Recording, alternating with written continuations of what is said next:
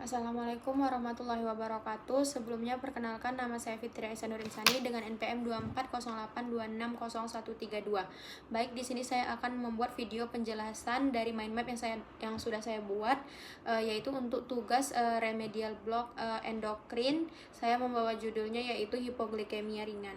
Jadi, hipoglikemia ringan adalah kondisi ketika kadar glukosa darah turun hingga kurang dari 70 mg per dl atau 3,9 mmol per L.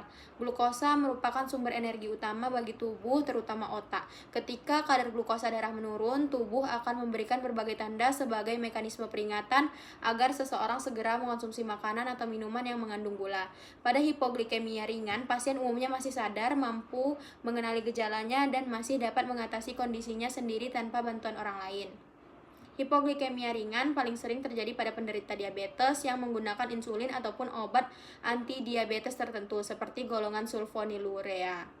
Namun, kondisi ini juga dapat terjadi pada orang tanpa diabetes meskipun lebih jarang.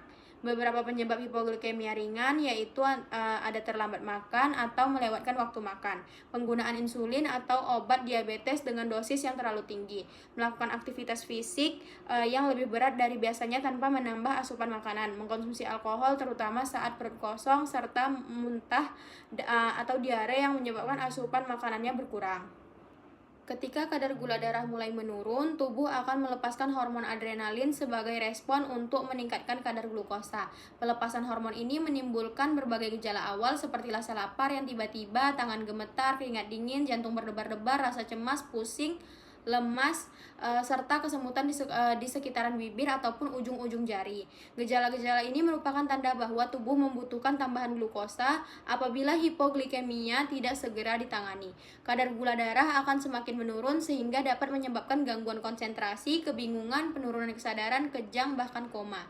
Oleh karena itu, mengenali gejala sejak dini sangat penting. Diagnosis hipoglikemia ditegakkan berdasarkan trias Whipple, yaitu adanya gejala hipoglikemia, kadar glukosa darahnya kurang dari 70 mg per dl, dan gejalanya membaik setelah kadar glukosa darahnya kembali normal melalui pemberian glukosa atau makanan yang mengandung karbohidrat. Pada pasien diabetes, pemeriksaan gula darah menggunakan glukometer dapat membantu memastikan diagnosisnya dengan cepat.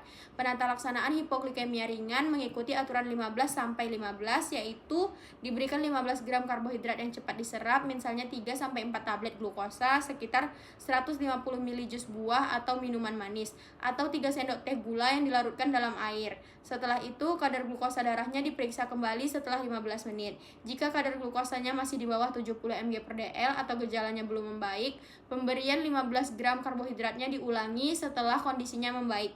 Pasien dianjurkan mengkonsumsi makanan utama atau cemilan yang mengandung karbohidrat kompleks dan protein, seperti roti dan telur atau biskuit dan susu agar kadar gula darahnya tetap stabil dan tidak turun kembali.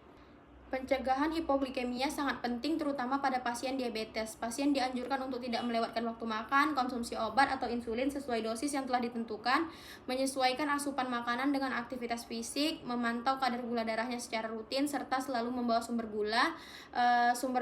gula cepat serap seperti tablet glukosa ataupun permen saat beraktivitas. Dengan mengenali gejala sejak dini dan melakukan penanganan yang tepat, hipoglikemia ringan dapat diatasi dengan cepat sehingga tidak berkembang menjadi hipoglikemia berat yang dapat membahayakan jiwa.